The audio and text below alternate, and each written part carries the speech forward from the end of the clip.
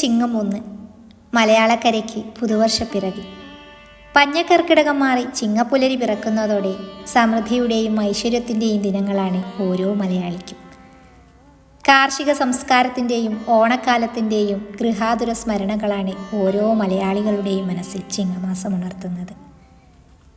കൊല്ലവർഷത്തിലെ ആദ്യ മാസമാണ് ചിങ്ങം. ചിങ്ങമാസത്തെ മലയാള ഭാഷാ മാസം എന്നും അറിയപ്പെടുന്നു. മാത്രമല്ല, കേരളീയർക്ക് ചിങ്ങം 1 കർഷക ദിനം കൂടിയാണ്. വറുതിയൊഴിഞ്ഞ് മുളപൊട്ടുന്ന നാമ്പുകൾക്കുമേൽ ആശങ്കകൾ പലതുണ്ടെങ്കിലും ചിങ്ങം 1 ഓരോ കർഷകനും പ്രതീക്ഷയുടെ ദിനമാണ്. ഇന്ന് അന്യമായിക്കൊണ്ടിരിക്കുന്ന കൊയ്ത്താണ് ചിങ്ങമാസത്തിലെ പ്രധാന വിശേഷം. പാടത്ത് വിളഞ്ഞ പൊൻകതിർ വീട്ടിലെത്തിച്ച് അറകളും പത്തായങ്ങളും നിറച്ചിരുന്ന പഴയകാലത്തിൻ്റെ ഗൃഹാതുരതയാണ് ഓരോ മലയാളിക്കും ചിങ്ങമാസം. ഒപ്പം കാണം വിറ്റിട്ടാണെങ്കിലും ഓണമുണ്ണാൻ തയ്യാറെടുപ്പുകൾ നടത്തേണ്ട സമയമായി എന്ന ഓർമ്മപ്പെടുത്തലിൻ്റെയും തിരിമുറിയാതെ മഴ പെയ്തിരുന്ന കർക്കിടകത്തിൻ്റെ ദുരിതങ്ങൾ മലയാളി മറക്കാൻ തുടങ്ങുന്ന ദിവസം. കേരളത്തിൻ്റെ പ്രകൃതി പുതുവേഷമണിയുന്ന കാലം. പുലരിക്കാറ്റിൽ പനിനീർപ്പൂവിൻ്റെ മണം നിറയും. കിളികൾ പുതുവൈഭവം പാടും. പാടങ്ങളിലുടനീളം നെല്ലിൻ തൈകൾ പച്ചപ്പിൻ്റെ ചാരുത വിളമ്പുമ്പോൾ ഓരോ വീട്ടിലും പൂക്കളങ്ങളുടെയും ചിരികളുടെയും കലവറ. ഓണപ്പാട്ടുകളുടെ താളത്തിൽ മാവേലി വീണ്ടും മണ്ണിലിറങ്ങുന്ന കാലം.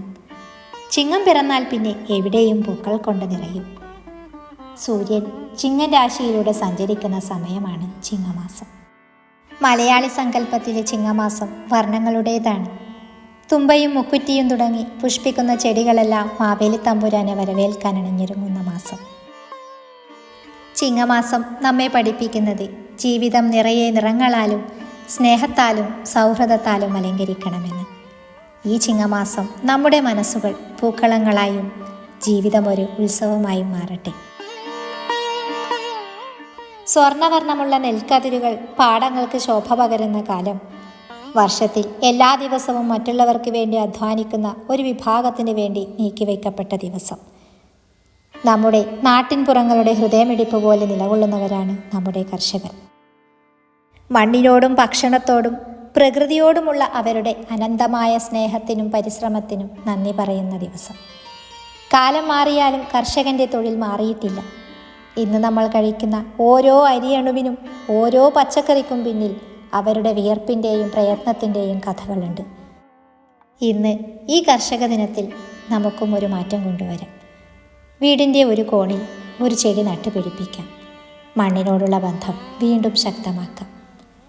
കർഷകനില്ലെങ്കിൽ നാമില്ല. മണ്ണിനെയും കർഷകരെയും സ്നേഹിക്കും, ആദരിക്കും.